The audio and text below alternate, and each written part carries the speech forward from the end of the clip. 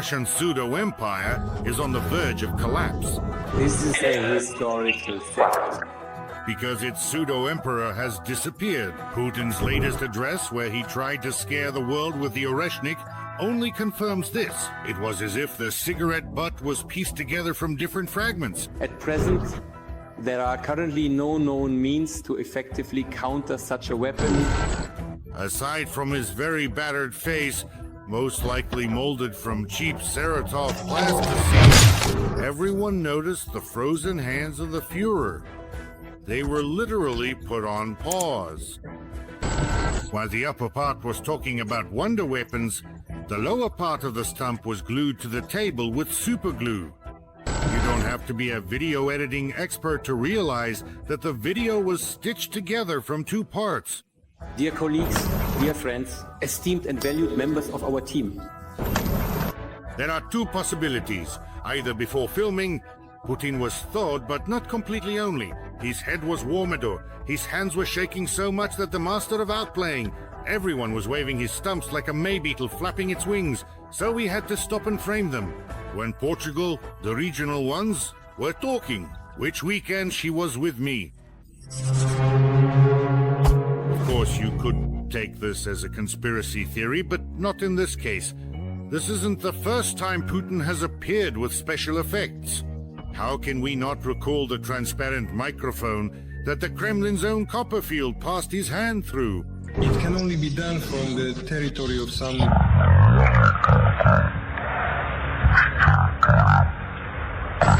This miracle happened at a meeting with flight attendants. The women were most likely printed out on a fax machine too.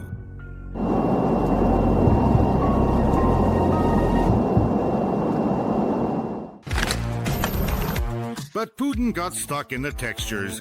Orthodox video editing glitched out.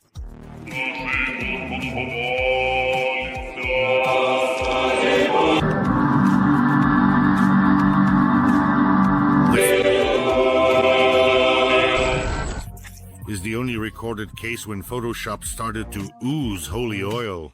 There's another strange video with Putin's unnatural hand at a meeting with Shoigu. The moth was holding onto the table in a very strange way. And in general, the shot itself raised a lot of questions. At present, the situation in the city is calm, allowing us to begin restoring order. There's a persistent feeling that Putin was glued to the table and Shoigu was talking to an empty stool. Now it's interesting to wonder where this shot of Putin was cut from and what he was actually doing there.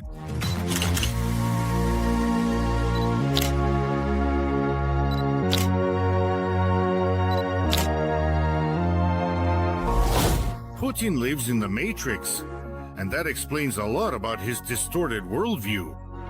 Once, under the influence of alcoholic Morpheus, Yeltsin offered Putin a choice of pills, and Vova took the wrong one. Now Russia has been tripping for more than 20 years.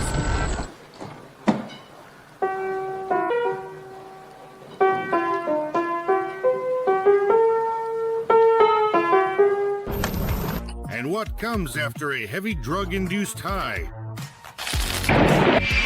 Exactly.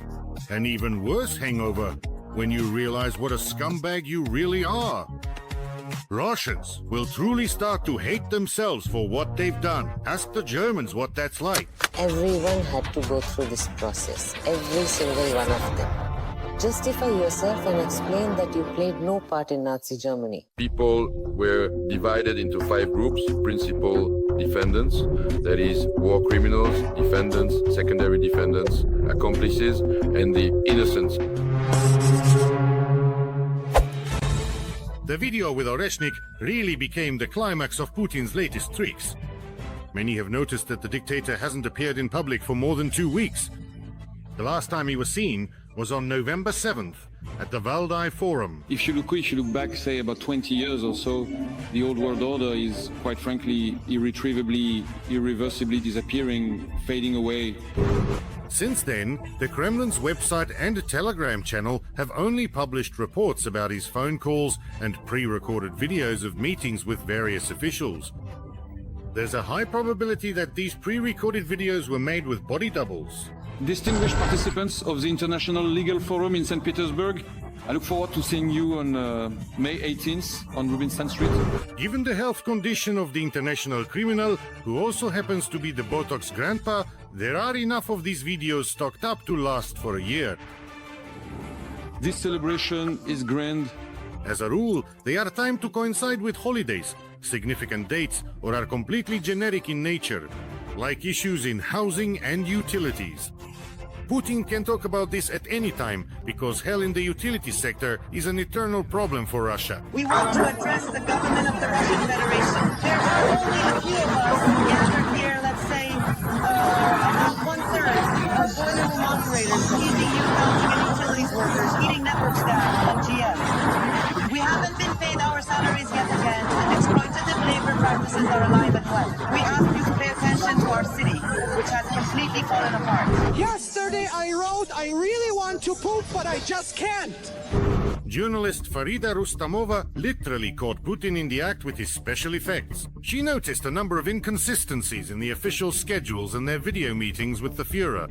For example, on morning of November 19, the leader of the New People faction, Alexei Nechayev, attended an exhibition in the State Duma. On that same day, according to the Kremlin, he met with Putin. I think we can arrange it so that next year migrants will bring 85 billion rubles into our budget. But no one in the Kremlin has cancelled the 5-day quarantine before meeting with the pale old man. The official simply could not get around this requirement because Putin is only slightly less afraid of bacteria than he is of Bandera. Banderites and the like. So, it turns out that the video with Nechayev was recorded long before it aired. There's the same confusion with the dates of Putin's video meetings with LDPR leader Slutsky and the main United Russia member Vasiliev.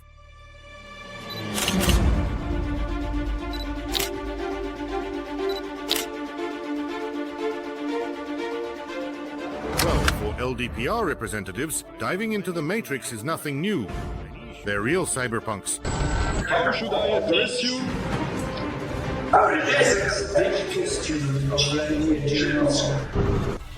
It would be funny if at some point in the Kremlin, they mixed up the videotapes and played Putin's meeting with Kobzon. There is only a single fleeting moment in time between the past and the future. Just a heartbeat. This isn't the first time Putin has disappeared. His vanishings have become especially frequent during the full-scale war, which after all, isn't really going according to plan. Journalists from the Information Resource Agency studied Putin's schedule on the official Kremlin website from November 20, 2021 to November 20, 2024, and found that over the past 3 years, the president of Russia has never disappeared for as long as he did this November. The last time Carlito disappeared for more than a week was in March 2023. In July 2022, he was absent from public events for 9 days. In 2022, the rabid pug disappeared 2 more times for 11 days each. Vladimir Putin has recently stopped appearing in public. At least some of these disappearances coincided with business trips taken by doctors from the Central Clinical Hospital, who managed the president's affairs in Sochi, where they were accommodated not far from the dictator's residence. So friends, let's keep our fingers crossed again. I got the scoop on this a bit earlier from some acquaintances of mine there as well, who told me that they had to heavily Photoshop the old man because he looked really bad, and that's why they didn't even show him on TV, but only on Telegram. The window there is smaller, you see, and 99% of people view it on their phones. They know the stats here too. He has Parkinson's, and that's been known for quite a while. So, well, it's just a common old age disease. There are plenty of reasons to believe that the Kremlin's bargain bin Hitler is feeling very unwell right now. Once again, he can't control his hands and legs, which are doing their own little dance, completely independent of Putin's wishes. Maybe Professor Solovey will finally be able to show photos of Putin from the fridge, where he's lying on top of some doctor's sausage and a North Korean general. At the core is a fundamental medical fact. The tyrant is dead. Come on, Pina. The whole world is waiting for this from you. For once, don't let us down surprise us. Not like what happened with the Oreshnik, which turned out not to be a new missile at all, but just an upgraded old one. The entire modern Russian Empire is built on Putin's personality. That's why, if he's gone, the collapse of this pseudo-empire is inevitable. I would like to remind you that this video is created for entertainment purposes and contains elements of satire and irony. All facts and events are presented in a hyperbolized or exaggerated form to convey a comedic or dramatic effect. Our goal is not to mislead, but to highlight humor.